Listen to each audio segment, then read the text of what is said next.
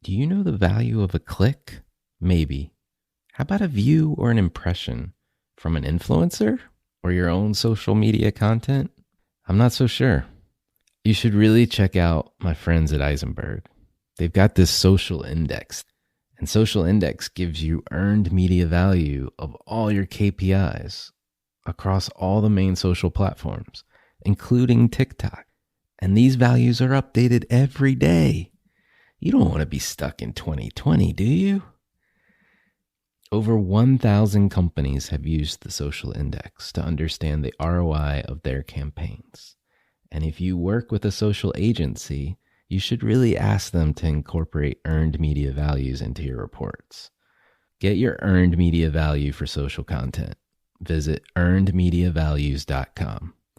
Again, that's earnedmediavalues.com. For all of us, it's about predicting where the consumer is going and getting half of it right. One of the things we want to do is create ads that don't suck.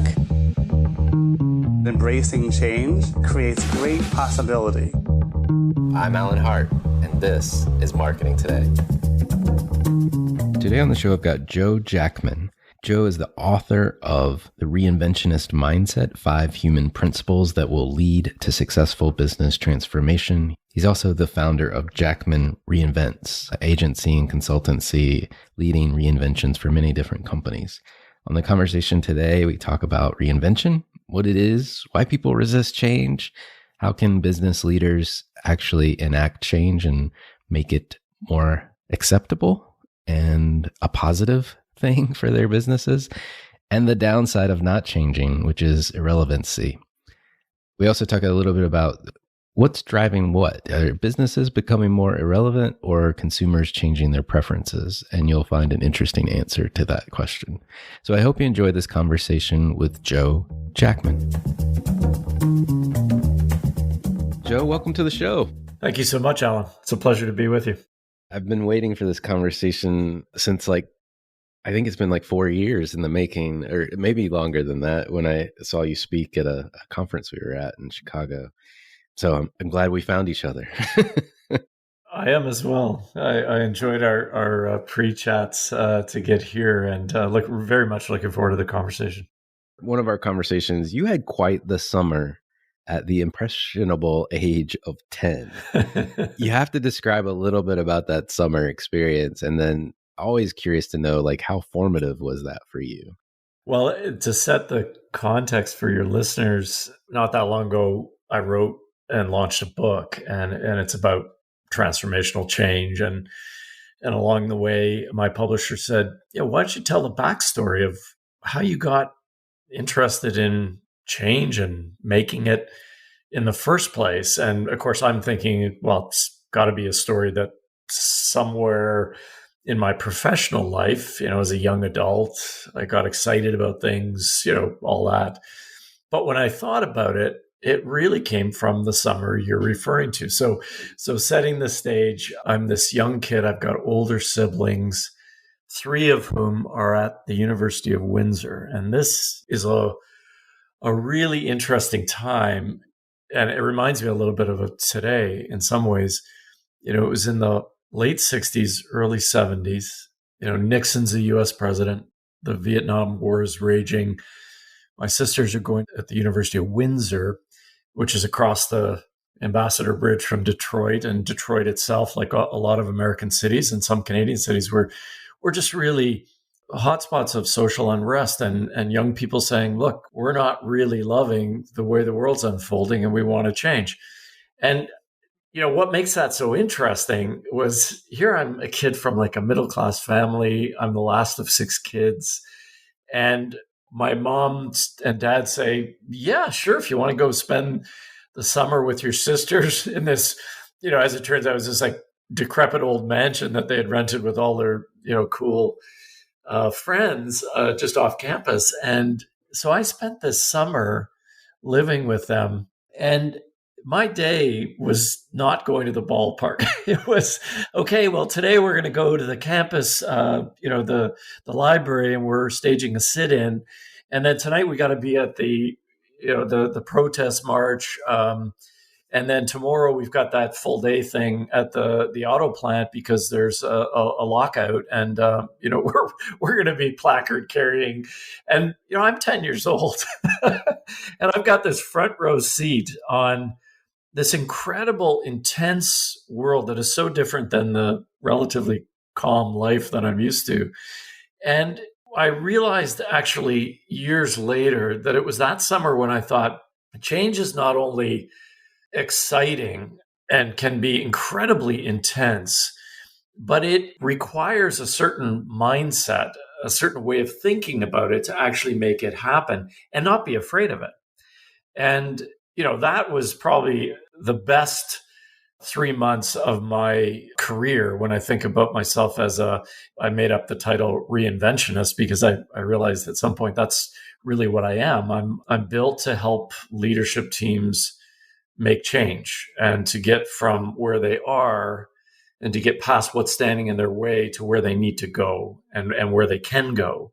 And yeah, it goes all the way back to that crazy summer. And it's so funny because I went back at the end. I remember like being on a train back to, my family's home and realizing, holy shit, I don't even know how to explain this to my friends, let alone my mom and dad, who were, everything was on the down low. Like, how's everything going, Joe? Well, it's good. Yeah, we're having fun, meeting lots of really neat people. I'm not telling them anything about, the police busting into the student union building and breaking up the protest and literally dragging people, off site.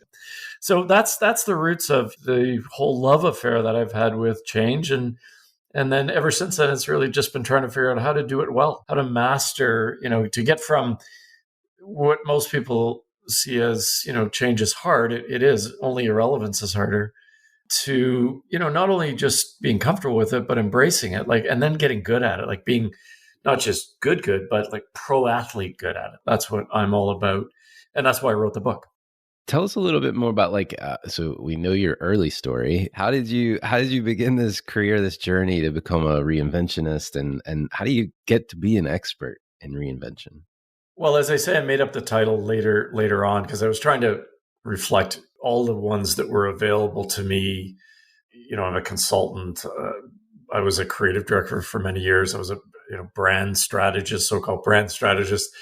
Got really excited about how shaping strategy can guide all manner of creative development, but all of it, if there was a through line through all the various chapters of my career, it was in situations where, look, we're kind of screwed if we stay where we're at.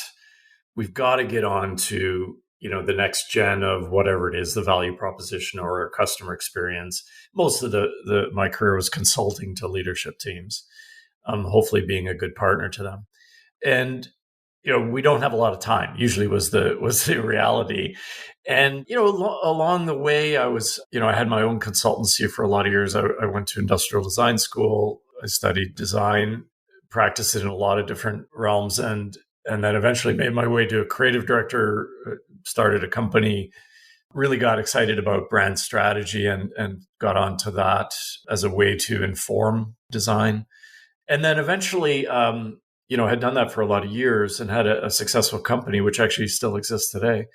And one of my clients said, look, I've got a really good, solid leadership team. We have to actually restructure this company, and we've got to stand up some pretty important initiatives. And I don't have the senior most marketing leadership. So I would create a position, the first chief marketing officer position in this management team.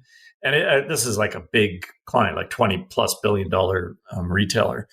So I jumped into that, and I went, as I think about it now, went to retail exec boot camp because I was a consultant my whole life. But that was just an amazing 2.5 years where I realized what it takes to actually change from the inside. It's easy to advise people, but when I had to live it and co-own not only the outcome, but also just the day in and day out of changing organizational mindsets and programming and all of that in a very difficult time for that business, it just taught me so much. And when I came out of that, I realized, okay, what am I now?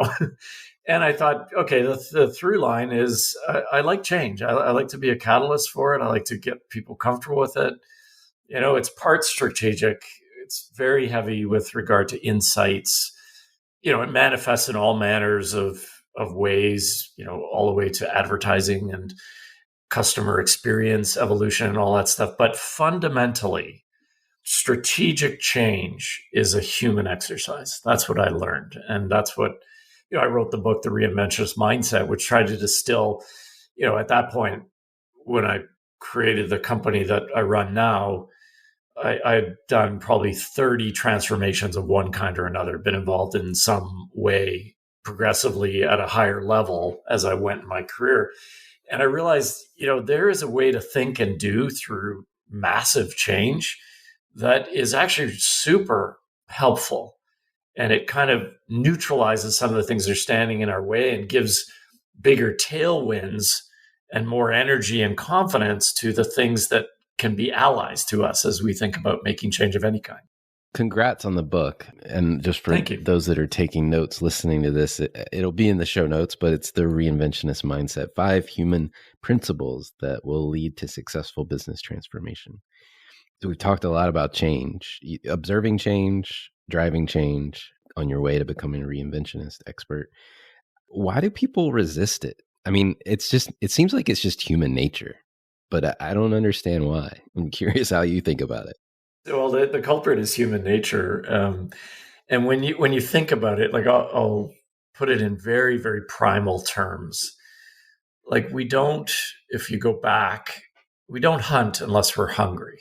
We don't, we're quite content to, on a needs basis, just stay put. Let's just sort of keep an eye, make sure that nothing is going to attack us.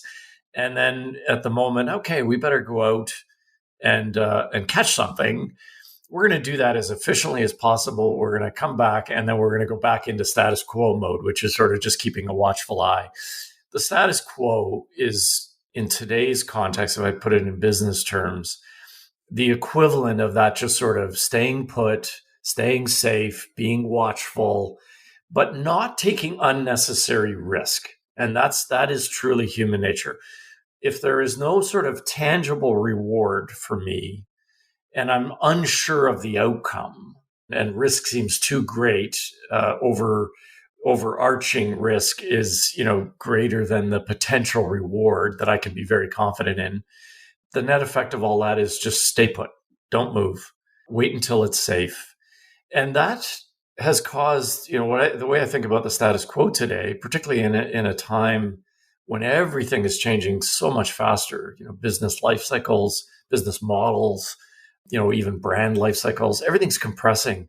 And so the status quo became this comfortable place that everything's going to work out if we just keep doing what we're doing, to like it's a serial killer and it's on the loose and it's coming for every slow moving or change resistant business on the planet, because you cannot stay still any longer.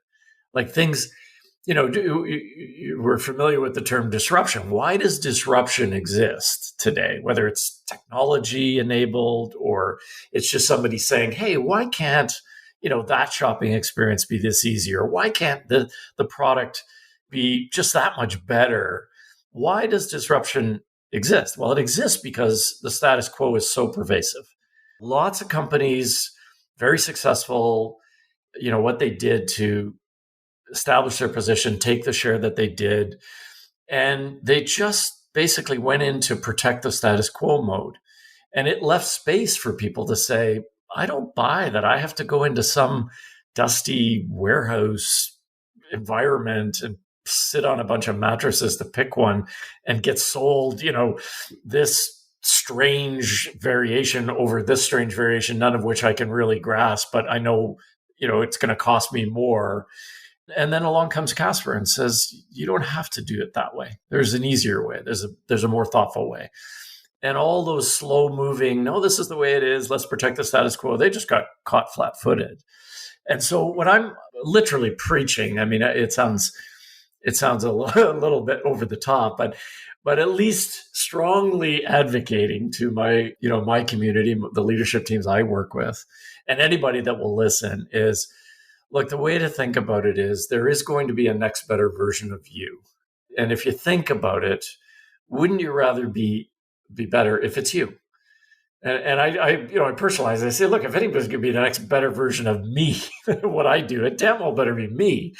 And so, like, my whole bias is towards, I don't actually want to remain in the status quo for a nanosecond longer than I have to. I want to lean forward, even though it's uncomfortable. That's one of the reasons, uncertainty, fear of the unknown, fear of losing face. I mean, you asked at the beginning, what stands in our way?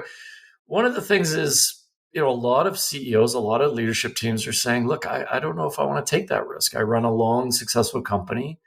We've got a history of doing well, making money. Everything's not great, but at least, we are confident in how it all works and we know what we're doing. And why would I take the risk? And so I say, look, do you want to be the one that rode it out, kept on the status quo, and smiling and confident drove it off a cliff? Do you want to be that leader? Or do you want to be the leader that said, look, I want to protect the future of this company, and I'm okay to take a couple of hits on things that may or may not work here or there, but I'm going to be part of the team and part of the history of the business that gave it its next act. And it's a pretty simple choice. It's just hard to make when you're, quietly reflecting on your own risk, comfort, and tolerance. And you just have to think about it. I actually am on a mission to reposition change in people's minds. I like how you think about it, the next better version of you or your company. It does make me wonder, does there have to be some level of existing pain to create even the conversation? In the doing of it with leadership teams, I'll work with them to write the case for change. And the case for change doesn't always have to be a negative thing. Like that whole concept of burning platform can be very helpful. You say, look, yes, we like doing things the way we do them, but they haven't been going as well, or there's other competitors that are as good as that or better than we are now, or there's disruption and it's changing the game, or consumer expectations are shifting. There can be lots of reasons on the kind of negative side of the balance sheet as to why we need to change, but there can also be a lot on the positive side. Like, in a way, I'm writing the case for change with leadership teams while I'm writing the case for confidence. Look at who we are. Look at our market position. Look at our reach. Look at the customer engagement we have. Look at the wherewithal we have, and that might be our assets. Maybe some of them are tired. Maybe some of them need to be, refreshed or actually just thrown overboard and replaced with new ones. But our starting point is so much more advantaged. So what can we get excited about? Well, we can get excited about, look, the world's on the move. The consumer is looking for new answers, new ways of buying, new solutions, new, whether it's apparel or food or, styles, flavors, experiences. Why aren't we thinking about us being part of that? That's a case for change. We want to continually being the part of the future.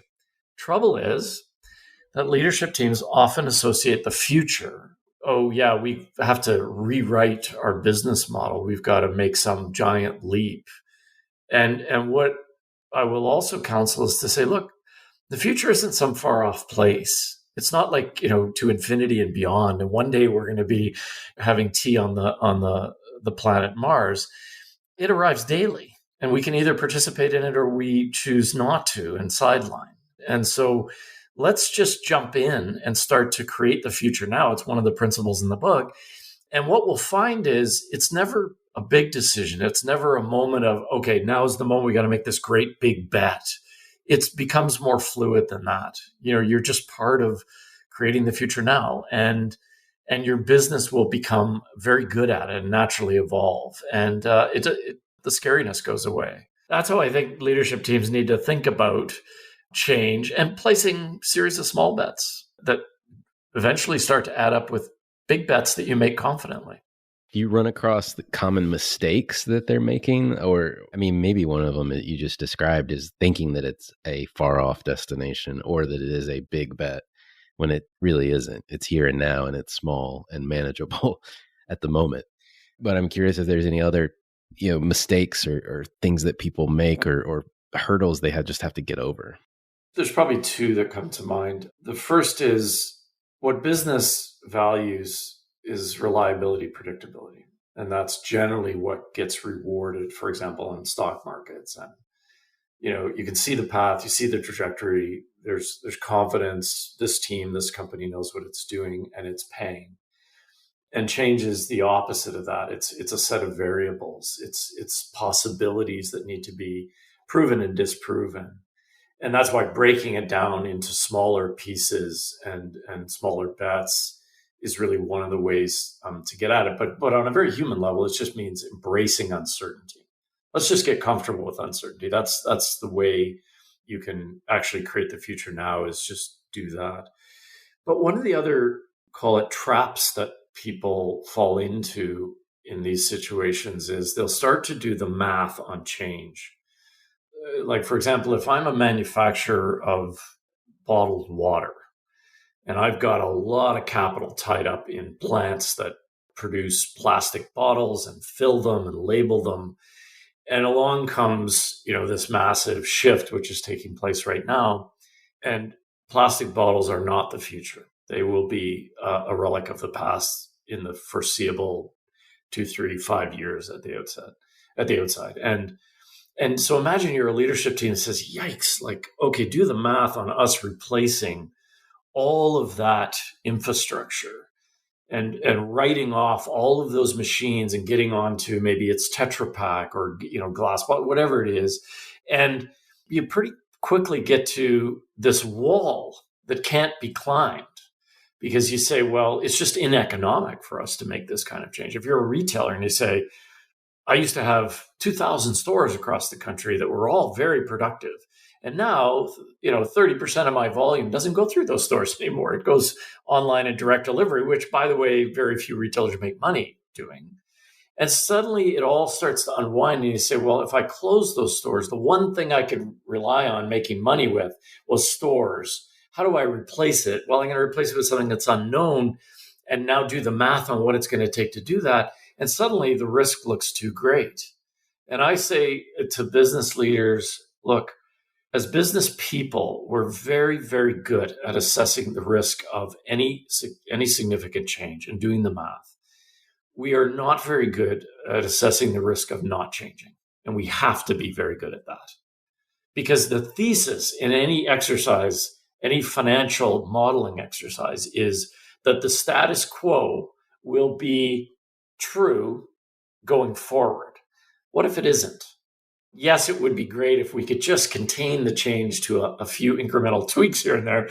But in fact, all of that is under siege and is going to go away. You got to replace it with something. Now, how do you feel about change? Well, suddenly it's necessary. I need to leave my cave, the safe spot, and I need to go chase something. Okay, well, great. Let's channel that energy and let's talk about, what we're going to chase and how we're going to win it, and then how we're going to scale it. And how are we going to migrate from what we were to what we are going to become in a really thoughtful way, so nobody has to get freaked out, so our sales aren't going to tank for 8 consecutive quarters and then we'll start to climb back out of it. There is a way to do this that none of that has to happen. That concept, I mean, the notion of doing the math of change and it just snowballs into this massive thing. I mean, if you are changing as you go, I would imagine it creates options where those scary math numbers aren't as scary anymore, right? Like if you're first to change or in the first pack to change, you could sell your assets to other people that still need them, as one practical example. But what do you have to do to be good at leading change today? Like the audience that's listening to this is marketers and marketing executives and other business leaders, and just curious, like, what do you have to have in you to do this well? There's a few things that really stand out for me. Not be beholden to the past, which is easy to say, the past has a way of keeping us in check. It's where our success stories live. It's where, the proven model, or the way of building, a campaign and executing it, like all these things live in historical context. And the thing you have to be careful of is, the past is very, very powerful. It's a reinforcement of the status quo. And if you let it, it will actually hold you back from your future. So I think of it as being in this perfect balance between what's behind me is truly behind me. I'm looking forward. I will always try to take lessons from the past, but I will never let any of that hold me back from thinking of it in fresh and contextual ways for what's happening now, not then, but now. Marketers are my favorite people because I think they have such a pivotal role to play. They don't always either get to play it, or they don't take the seat at the table. And I think that, the question I get asked a lot is, because I've been a CMO for a stint, I've not made a career out of being a professional marketing leader, but I did do 2.5 years in a very big company and learned it the hard way.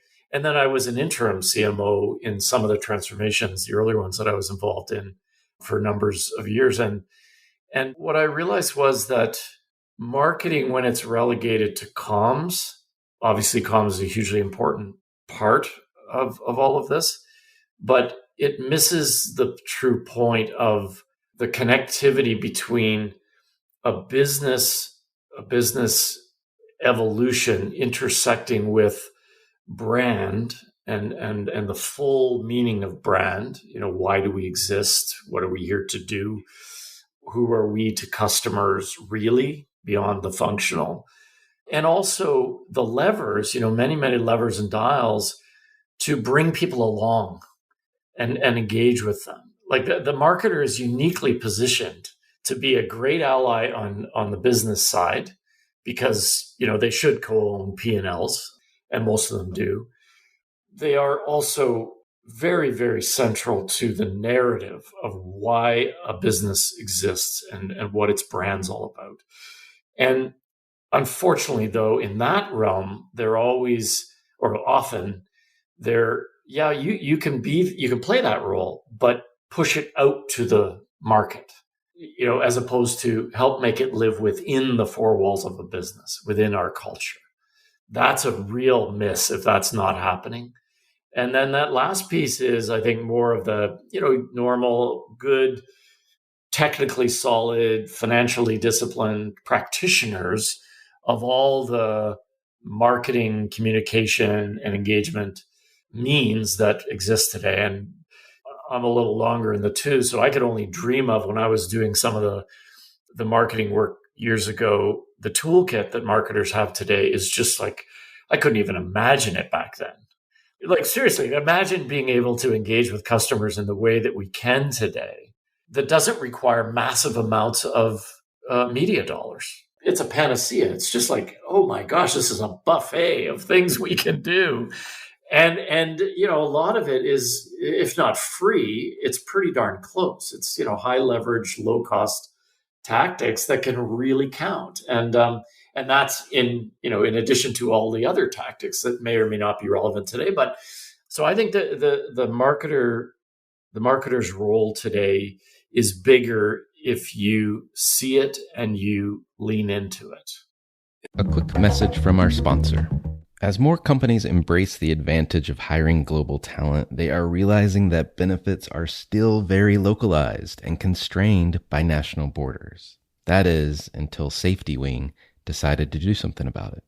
Safety Wing is on a mission to fix the problem of remote employee benefits by offering borderless benefits for remote and distributed teams. Safety Wing's remote health insurance works in any country, whether you live there or you're just visiting. Add anyone affiliated with your company to one simple plan that gets cheaper as you scale, and customize your policy to make it perfect for your team. Safety Wing's remote health allows companies to offer equal benefits to the whole team, no matter where they live or are located. Your team is global. Their benefits should be global too. Go to safetywing.com/remote health to learn more. That is safetywing.com/remote health. Now back to the show. I was just curious if there's companies that come to mind when you think about embracing change, or leaders you're talking to that you feel like are embodying this. But, my favorite go-to, and if he's amongst your audience, he'll hopefully smile. But Chris Brandt, I chatted with not that long ago, the CMO of Chipotle, and I really like Chris because he came out of the financial world originally, and so he brought with it just a good, solid business grounding, a discipline around, hey, we're trying to create value here, we're trying to do this in a way that is thoughtful, productive financially. But he's somebody who gets brand in the big sense. Like, why do we exist? What are we trying to accomplish? Why are we here on this planet? And 5 years ago, even, that kind of stuff felt like window dressing. It was part of like corporate social responsibility. Like, hey, we do these things and they're meaningful, socially or to our communities or what have you. Not to discount them, because I think a lot of companies have done very valuable things for the communities they serve and are connected to. But today, it counts more to bring that into the center of things and actually make business decisions, not only in a marketing sense, but in other ways, sourcing how you go about treating your employees and how you compensate them and the conditions that you create for them culturally to have a healthy work environments. All of that should be grounded in and guided by a sense of brand. And Chris strikes me as somebody who very much gets that, in addition to being just a very competent, accomplished marketer. I'm reflecting, picking up on threads throughout the conversation we've been having, and I'll get to a question, I promise. But one of them is like just your multidisciplinary background, right? Starting in industrial design, creative director, brand strategist, consultant, flip to the business side, inside the client organization running things. And then the notion of Chris, as your example, having come from a financial background, now head of marketing. I'm seeing a pattern here of like just interconnected, multidisciplinary like mindsets. I'm curious if you've ever picked up on that, because I imagine these reinventions, I wish you were always working with the CMO, but my guess is you're most likely working with the C-suite and at some direction of the CEO in many cases because of the type of change that you're trying to drive. And I'm wondering if you just, that multidisciplinary approach, your industrial design background, do you feel like that plays a role? Is that a special secret ingredient? It's funny, I gravitate towards people that aren't beholden to their lane. Right. And so my own career path, I was actually just incredibly honored. The American Marketing Association this is going to sound like really self-serving, but they just, I just had this induction ceremony. They inducted me into the Hall of Legends. And yeah, it was like really, and it's funny when they were interviewing me in this amazing digital experience, they said, what does this mean to you? And I said, well, first of all, I want to say I'm kind of an imposter. Like, I don't really deserve this. and let me tell you why, because like I respect the craft of marketing. And there are people that, they went to school to do it and they had their entire careers, in various roles, and they are just really, really good. That's who, in my mind, should be in that Hall of Legends. I came at it differently. I just got onto something that fascinated me. I thought, oh, that's important. This whole thing is strategy, which really shapes creative. Like, what do I need to know there? And I kept sort of leaping forward in some kind of naive way, because really, like, I had no business being a CMO of a publicly traded company. When I took that role, it was sort of like shocked, like, Joe did what? And why would this was Loblaw Companies up in Canada, this big giant retail. But coming back to your question, I think there is something about having traveled a non-linear path that gives people advantage in the way they see the world, and maybe their toolkit gets a little wider. Like I was talking with Nick Kokanis, who is I don't know if you know that name.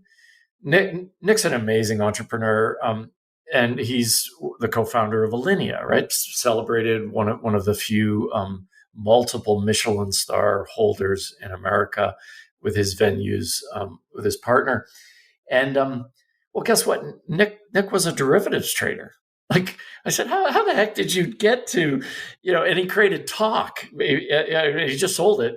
Yeah, he just sold it for $400 million. In fact, 2 days after I chatted with him, I was wondering why he was smiling. We were on a video conference.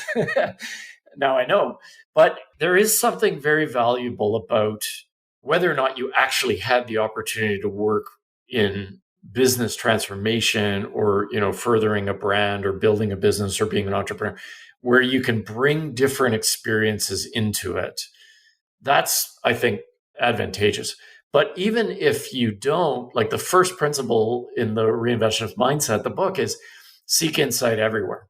It sounds so basic, but tune into things that are beyond your remit, beyond your industry, beyond your category. Pay attention. Like I often, one of the reasons I love the Medium is, you can set the parameters and you can get your daily feed because it gives me articles that I would never otherwise read. Like I just read this great article in Psychology Today or a psychology trade magazine, and open up the aperture and don't be beholden or stuck in that sense of, oh, this is the way it's going to be done.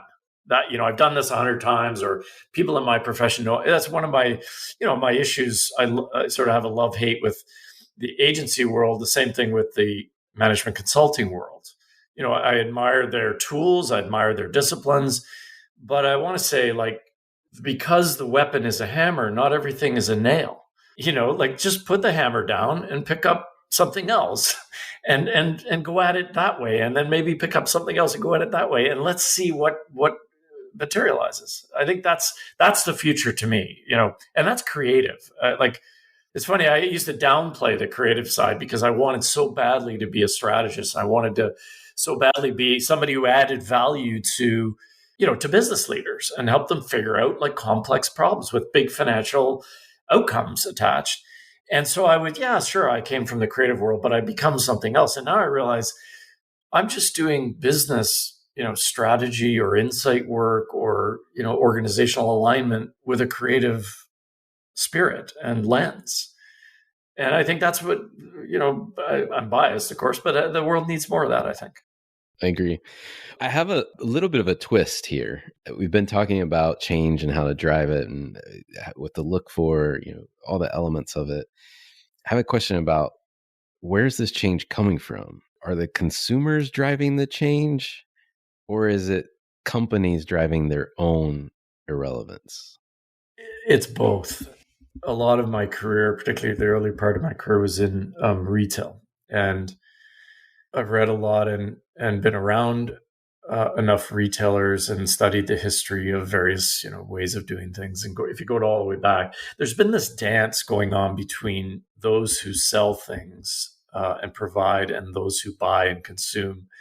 And it's hard often to understand what's driving what.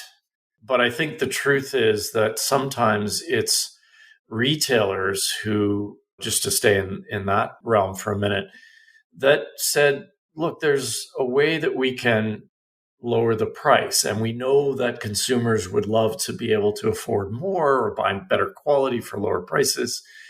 And maybe if we take cost out of our system and get more efficient, like Walmart, or, maybe if we had like a different kind of relationship, like a financial model that fundamentally is different, like maybe you're members and therefore, you give us a little bit of money and there's Costco.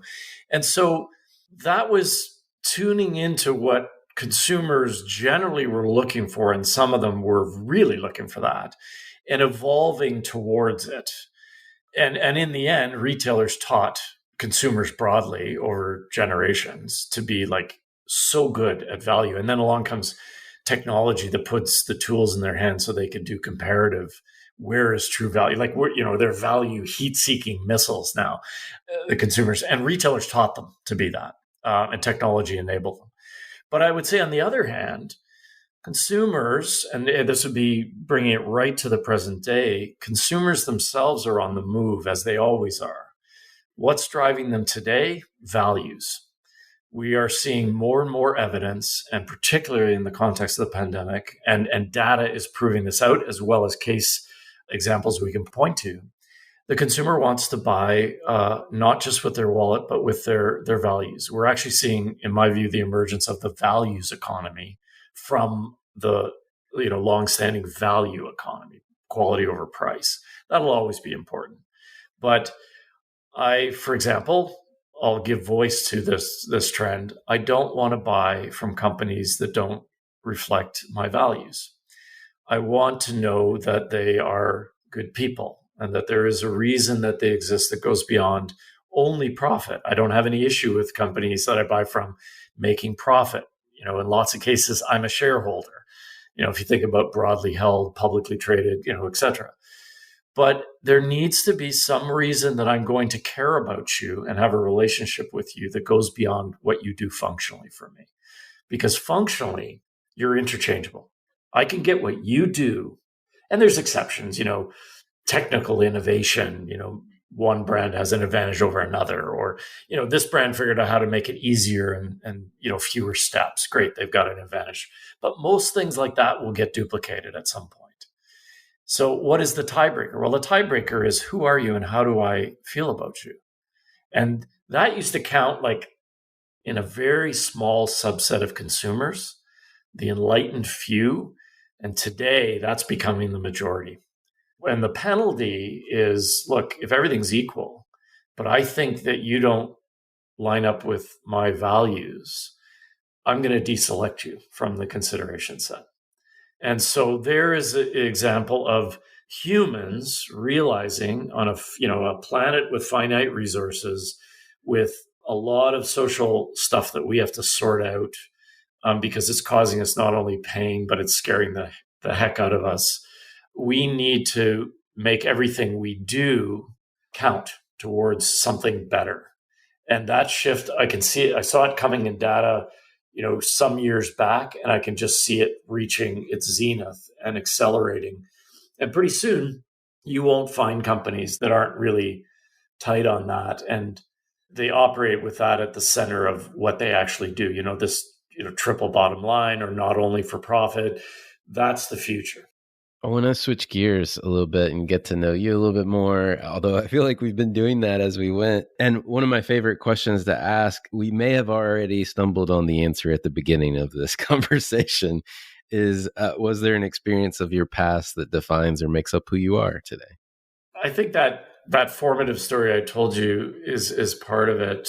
I was always going, oh, look at what they're doing. Oh, wow, that's cool. I wish I could do that. I wish I could talk like that. I wish I could, be that confident. I wish I could do those fun things. I wish I had that freedom to make up my mind what I liked and what I didn't like. And you're sort of always in the slipstream of, these really, in my case, I was blessed with, 4 sisters and a brother who, were just crazy in their own ways. Like, they just got onto things. They were obsessive about whatever they were into at the time. And whether that was politics or, music and the arts or whatever, the law, I have a sister she's got the highest recognition in Canada, the Order of Canada, for her work in human rights. And I just got so inspired as a kid, like, wow. So I would say that collective experience just got me to want to do more and learn more and keep growing and never get stuck. And then, fortunately, I this very intellectually curious family that I grew up with, they sort of reinforce, like, whatever you want, just go get it. Like, just keep the aperture open. If something catches your attention, pursue it, run it down, find out if it's for you. If not, let it go and go on to the next thing. So I'd say that's probably the answer.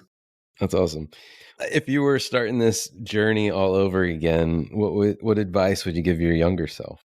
Well, I would have invested in many, many things years ago. Cannabis would have been one of them. Right. Exactly. To go from, an occasional user to, this is coming and it's going to be, incredibly powerful from a value creation point of view, but that's hindsight, right? I would say maybe to take stock of where you're at. Like, I think in order for people to keep going, and they need to be bold, and boldness takes a certain degree of ego. And it's funny, ego is sort of in our current environment seen as something that's really a bad thing. But ego is essential to making change. Like, you have to believe that you can be part of doing stuff, and kind of have that confidence. And it's certain, if I look back at my career and my life, I'd say I was taught to be like as humble as possible. I'm not always disciplined in that way. Like, I can buy my own hype just like everybody else. But humility is, I think, something that's super important, but not to confuse humility with confidence and zeal and being bold and saying, yeah, I can do this. And I think in a couple instances, I sort of let that one thing override the other. And maybe I could have gotten a little further, at this moment or that. But in the end, Alan, what I can tell you is, like, at this age and stage, like, only one road leads here, and I'm happy with here. Oh, that makes perfect sense. And to your point, only one road leads to where you are today, which is very true. A couple of final questions for you. This next one is really silly, but I love asking it. It's wondering if there's been an impactful purchase for yourself of $100 or less in the last year. Yes. Thank you for, by the way, giving me a heads up on this one. because if you had asked me that question cold, I would be like, oh, shit. Because the under $100 part, was that's the twist. Okay, so let me tell you what it is. I bought an iPhone charger that has a 15-foot cord. And it's changed my life. Yeah, like, how many times, like, back in the day, pre-pandemic, when, I don't know about you, if you were on planes as often as I was, how many times did you sort of like try to get that email out to your client while getting the charge? You're leaning over somebody, or crunched down, or sitting on an airport floor, because that 15 feet doesn't charge as fast, but that is freedom. Yeah. Yes. My posture has improved. No, I know exactly the awkward gymnastics in the airport to be able to keep a conversation going as you desperately hunting for that plug, and the plug is all the way down at the floor. And now you either have to make the decision: do I sit on the floor, or do I like bend over and look like an idiot? But yeah, I know exactly what you mean. My son Niall is 15 years old, and we were getting ready for dinner, and I sort of come around the corner of the kitchen, and he's sitting on the kitchen floor, on his iPhone, and he's playing some game. And I said, what, like, go sit on a couch. It's very comfy over there. He goes, oh no, this is the best spot to charge. So I just thought, and I thought, that's just crazy. So 15 feet means you sit comfortably while you charge and do whatever you want to do. I love it. It was a great suggestion. Two last questions. Curious if there's brands or companies or causes that you're following or you think other people should take notice of. Yeah, well, here's one, and it is a very hot topic. I am really impressed and inspired by companies that are stepping in a way that we seldom have seen in the past to the social discourse going on today, not only in America and North America, but around the world, and saying it is our job as executives of companies, as stewards of brands, whether they be Jamie Dimon in the financial realm, or the folks in Major League Baseball standing up and saying, no, we're going to move the All-Star game out of Georgia because we don't sign up for, what's happening with voter rights. That used to be like, how many conferences had you gone to in the marketing branding realm where somebody would mention, oh yeah, here's Patagonia and here's Ben and Jerry's, and the sort of easy to trot out. But look, today there are businesses entirely formed. I was chatting with Jen Freeman from Zambezi Agency not that long ago, and she said she notices a difference between the companies formed in the last 5 years and the companies that are, older legacy businesses, because values and purpose are right at the heart of who they are and what they do. And in fact, why they started the business. And yet big companies, medium-sized companies and small companies, disruptors, new age, tech, whatever, we all have an obligation to speak our minds. And the question you would ask is why? Isn't that risk? Like, why would I take a risk of disenfranchising some stakeholders or a good chunk of my customers because I take a position outside of my business realm on things that are political in nature or social in nature? Why? Because you have an obligation to your employees and to your culture as a whole. Like when Walmart said, this was a couple of years back, when Walmart said, look, we got to stop selling handguns. We've got to stop allowing carry in our stores.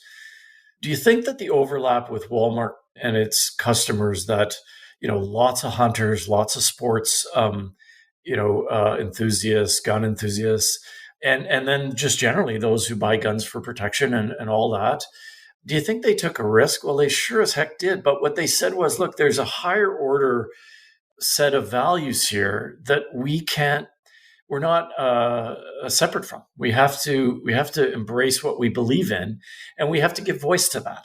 And I think that's what I'm tuned into these days. And so there's a whole host of companies that I admire. I named a few, but anyone who actually speaks their mind and takes that risk.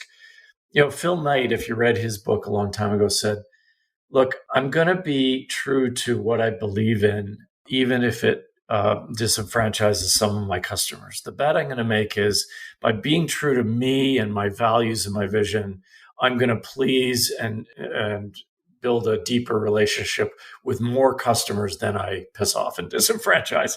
And I think that's how you have to think about it, because when you get there, you're actually truly creating something that is evergreen, that will exist, because people will be with you as you continually evolve. And you're not going to get it right all the time, but you just have to act your values. And so that's what I'm paying attention to these days and really excited about, actually. Last question for you. What do you feel like is either the largest opportunity or threat to marketers today? Well, the threat is you become sort of, the turnstile practitioner of marketing tactics, which often talked about probably on your program as well. That's really the threat I see. When the opportunity, as I said earlier, is to take the seat at the table and be so much more. You're right at the intersection of the stuff that counts today, in addition to just being good at your job functionally. The opportunity is really understand community and understand that, it is not pushing content. It's not only loyalty programs and so on. Community is actually just creating places and spaces where those with like-minded beliefs and pursuits can gather and you can participate. And through that, you'll actually learn a lot. You'll truly give your brand over to people, which I think is the next act of marketing and brand stewardship, is to say, really, truly, it's not our brand. It's owned by our community. And how do we participate with them, not just sell to them? I always say, be more, mean more. And the end result is you'll sell more because you count, because you matter. And community is the next territory to really figure out.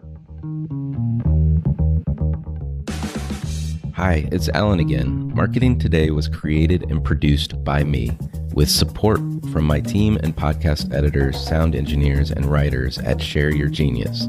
Find them at shareyourgenius.com. If you're new to Marketing Today, please feel free to write us a review on iTunes or your favorite listening platform. Don't forget to subscribe on marketingtodaypodcast.com and tell your friends and colleagues about the show. I love to hear from listeners. You can contact me on marketingtodaypodcast.com. There, you will also find complete show notes, links to what was discussed in the episode today, and you can search our archives. I'm Alan Hart, and this is Marketing Today.